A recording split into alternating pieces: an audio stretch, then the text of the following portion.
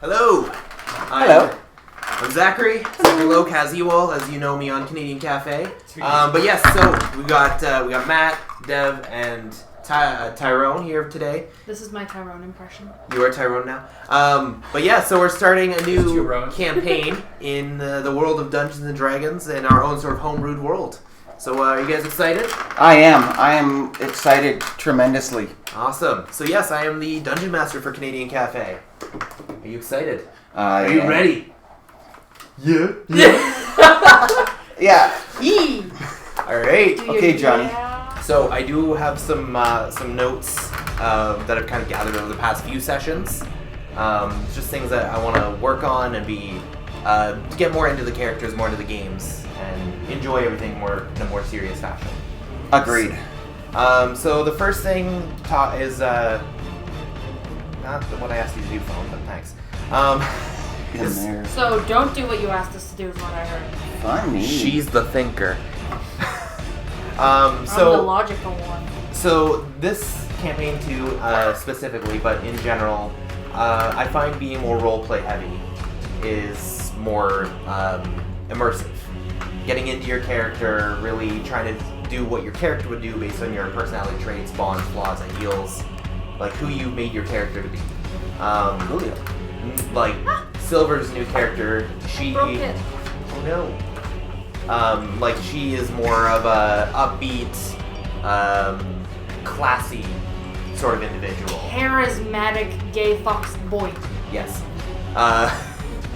And your character is more of a sort of entertainer, but in the shadows, sort of a trickster, almost Loki sort of vibes, which is pretty fun. So, sort of leaning into that, like we're sort of here to collectively tell a story and have an experience. Matthew sent me his backstory, but if you guys have backstories for your character, if you want to send them to me, I'll award you guys with a little bit of extra bonus experience as well. So then that way you can get into your character. I know you've got the backstory already. Not a lot. You want to like just a page. Just like half a page to a page. Yeah, just the whole last page. Yeah. Which is what my Starlin backstory was. Mine is 2 pages. Yeah. Mine's not going to be very big because he fox boy, he got magic sent to school. But yeah, if you get me a half page to page backstory, then I'll give you some bonus experience for that. Now you know I'm going to write that. Yes, I do. Just because I get to write it. Yeah. You like to write? Just like you. I like to write. I'm just not good with words. You gonna get me a backstory? Oh yeah. Okay. I look forward. Yeah. Do you have a backstory set up? What? Yes. Good luck. Yeah, I know. Well, you do because you have because your backstory is your brother and you guys were like a traveling duo or whatever, right? Oh yeah, like entertainers. You just need to get more detail for it. Yeah, so just write like half page to a page. Yeah. So. About what got you traveling, what got you in school, and this. Yeah. So the next thing. It'll be pretty cool. I'm excited.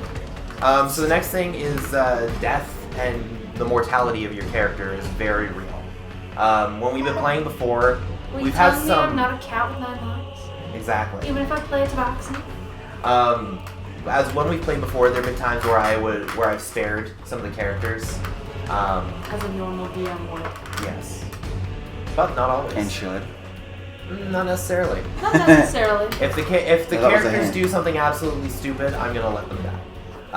Kill a husband to get the wife. Yes. Oh, so he just blasts into the cave and that's it. But at the same time, death it brings real danger to the game, and it brings a real thrill, and it makes your decisions matter. So, for example, though, like if you saw a dragon for real, like as us, as real people, we would be getting the heck out of Dodge, because we're not about to sit here and fight a big scaly beast. You're telling me that's you gonna breathe wouldn't go fire. up to the beast and try to befriend it? Are you? Hell with that. Depends how big it is. It's massive. Yes. Okay. Hell no, I'm taking him out. Bad dragon for you. But yeah, of course not. Like Good fiery dragon breath, big sharp claws, coming at, destroying everything. You're gonna run, right? So your characters may be more courageous and they may stand and fight, but at the end of the day, like you have to also consider if you're gonna die, you're probably not gonna stick around. So the next thing is, that's what my character would do, right? Saying that sort of thing, like in our session with Tyler last week. Oh yeah, I would kill the husband because that's what my character would do. Yeah. If your character is being disruptive, that can sometimes be part of the story. But Oh, when I got drunk? yeah. But there's not always a need to animate everything that happens, like the character. I thought that was part of the game, being animated. Sometimes it is, if it's progressing the plot, progressing the story. If you're in a layer of villains and that's what your character would do to annoy the villains or whatever. But then there's also the repercussions of what they might do to you. Well, I was being animated and going like, I'm drunk and I was trying to... But when it gets to a point where it's disrupting the other players and disrupting the game, You fucking knocked me out. that's when it becomes a problem. When the characters feel they have to knock out their party members, Well, that was a That's a good thing sign. because I was drunk, but I was being animated that I'm drunk. and then you start talking in your sleep. No, that was fun. I did that on I don't purpose. think the other characters enjoyed it. I did that to annoy you guys. That was just me annoying you guys on purpose. So, but yeah, so just maybe acknowledge it if It your worked. character's being annoying. I bet it did. If your character's being annoying on purpose or as part of the game, just acknowledge that it's happening. But then we'll leave it at that so that we're not making it not fun for everyone else. Painful? Yes. Why is it still... And then basically, there's also plenty of more other creative ways to do things that your character would do. So maybe do something like that. Well, we were or just write your learning. We character. were all learning. Well, of course, and that's why I'm bringing it all up now, right? I'm just trying to make sure that we're all on the same page. Right.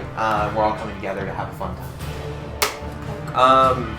So lean into the role play. If you're trying to get somebody to do something like convincing a blacksmith to lower his prices so you can get a weapon for cheaper. Maybe you're trying to flirt with someone or you're trying to get some sort of information or something. Consider trying to actually do those things to the NPC that you're talking to. Really get up and flirt and smack their ass. And, That's some cake right there. yeah. The better and more convincing the roleplay is, the easier it will be to accomplish the goal. And so to literally put that in basic terms, maybe to ask the blacksmith to lower his price for his sword, you have to have a persuasion of 15 or higher. But if you really lean into the role play and you've really talked him down and whatever, it would go down to maybe 12 or 10, making it really easy to get that sword for cheaper. So if I use the word like dump truck, how would the character react? Like that's a real big dump truck you got there, fam. Yeah, it'd probably go higher. Be like, dump truck. what? Exactly. And 20s aren't always a guaranteed success. Like if you're falling off of a 50-story building and you roll a 20, you're not going to suddenly start running down the walls to survive. Hey. Hey, that could happen. If you have feather falling, Look at the High Hopes music video.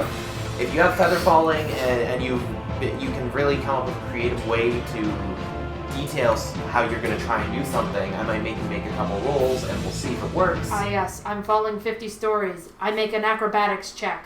I succeed! I land on my feet and crush every bone in my leg. Yes. Bum bum bum. Basically, what would And then you bleed out and happen? die. No, you end up in a wheelchair if you crush every bone in your You leg. end up as a puddle. But yeah, so I'm also going to start introducing inspiration dice. So if you look on your character sheet, there's a spot for inspiration, I believe on the first page. Insight, intimidation, So investigation. inspiration is an extra die that you It's get. right underneath your initiative in class. So it's an extra die that you get to roll. You get to add it to just about any ability check. So your athletics, arcana, intimidation, So if you roll a 2, I don't see it. I am blind. let's see. it's right here. Oh, right there. Yeah, right there, inspiration. So you can only have one inspiration die at a time, but it's very useful to have. But there is one more little thing. So if you have a really good roleplay moment, where you really are leaning into your character's bonds, flaws, traits, ideals, or I just see something that's like I would think would be really inspiring to the party, vice versa, any of those, anything like that, I'll award an inspiration die. And then you Okay. can use that for whatever check. I shall provide inspiration by twerking. Do it. Do it, Bard. Hey, Warlock. I'm a metal dwarf. Warlock, Bard, multi-class. Bards aren't the only ones that can be horny bitches. Anybody with a charisma stat can be. Yeah, and if no one Plus gets one. inspiration die by the end of Plus the session, then I will award an inspiration die to whoever I thought put themselves out there the most and really did their best for roleplay. Reminds me, he has a 19 in dexterity. Is that on the sheet? How did he get a 19 for dexterity? 17 to give it the 18, and I wrote 18. Because he had the high stat. I think the 18 still gets a +4, so it shouldn't matter, right? Yeah. But like, I'll fix it. I just don't remember 19 being But yeah, so I'll give one inspiration die out at the end of the session if you haven't gotten it to someone. there. I mean, there's 19 rounds, is that like 3 16s? Yeah. And then finally, combat is one of the things that tends to drag out a little bit more. Because, well, you've got to, like, decide what you want to do for your turn. Now that gotta- we've got spells. Yeah. Yeah. You've This gotta is gonna figure be a out little what you more wanna do. interesting. Yeah, we've all got Um, spells, don't we? Yeah. Yeah. There's a lot that you can do on your turn, right? You can What's your basically you intelligence can score? move and you can attack on your turn, right? Intelligence? You can also use a bonus action Plus to have 0. access to it. You can use a reaction. There's a bunch of stuff that's all detailed on your sheets. And things All you can do. three of us are +0 intelligence. We're all dumb. That's a fair assessment, though. Yeah. We're very charismatic. But we're very basically, dumb. like, combat can be really fun. It can be really interesting. So, In combat, there's more than just I Sword. go to enemy, I hit enemy. Yeah. You can dodge. You can go in that direction, hide, and shoot from the I jump off the shadows. balcony because he scares me. You can use a spell to distract it away from your friends. yeah, like, you can do all those sorts of things, right? Like, this, Your mage hand. we're having fun, Yeah. right? Turn, We can make it No. fun. I don't. I promise. We can make it fun, but at the same time, take it not serious, but serious. Yeah. And so what I'm going to request is that when it's not your turn, you think about what you are going to do when your turn comes around. So once you finish your turn, you're already starting to think about your next turn. So then when I come around to you, I say, okay, Tyrone, what do you want to do? You say, okay, I want to run up to him and stab him with a dagger.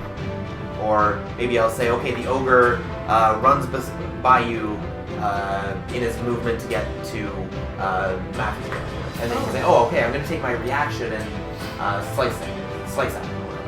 Apparently, I updated my sheet at some point and got rid of poison spray from mage hand. Okay. So I'm probably That's all the notes that I had. So basically, lean into the role play. Make sure you have your combat turns planned out. You can also discuss, like, when it's not your turn with the other players if you guys want to try and coordinate the attacks or something, right? Sometimes you might have to. Sometimes you're going to have to, yeah, for sure. Especially with the campaign, this first mission is going to have some tough monsters. Like, some monsters that could probably kill you and hit or two monsters that you should probably run from. then why throw them at us? Because he can. Experience. It's all part of the learning experience. Okay, we're all gonna die. Alright. First battle, we're all gonna die. all gonna Let's do it. Yeah, inspiration die. So, any questions?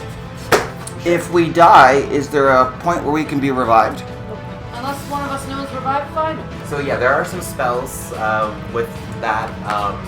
Death is very important. Yeah. Right. If you have Um, 0 hit points, I can stabilize you with spare the dying. Yeah. So you can look up in your player's handbook about death and what happens when you reach 0 hit points and stuff. Yeah. 0 hit points doesn't mean death. Sounds broken. Your character dies so once you get 0 hit points, you roll death saving throws. And if you get 3 failures, then your character is considered dead. Oh, okay. So when you start hitting saving throws there, is that when you're at 0 hit points? Yeah. And is that when you create a new character? So then you can create a new character after that, and there'll be ways that we can talk about that Okay. to fit him into the story afterwards. He's another student, basically. And that's where we'll end today.